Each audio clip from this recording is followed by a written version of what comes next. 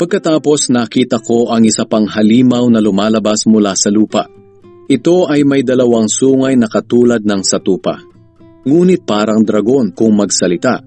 Naglingkod siya sa unang halimaw at ginamit niya ang lahat ng kapangyarihan nito. Pinilit niya ang lahat ng tao sa mundo na sumamba sa unang halimaw na may malubhang sugat na gumaling. Gumawa ng kagilagilalas na mga himala ang pangalawang halimaw, tulad ng pagpapaulan ng apoy mula sa langit.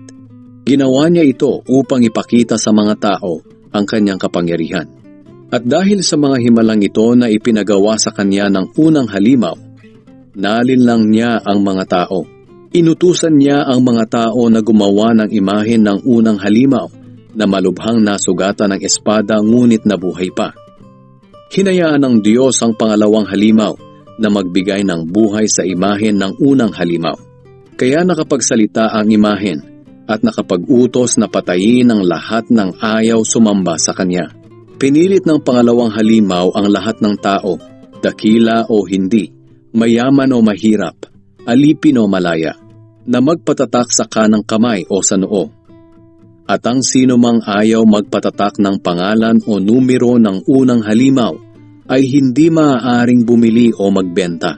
Kailangan dito ang talino upang maunawaan ang kahulugan ng numero ng unang halimaw dahil simbolo ito ng pangalan ng tao.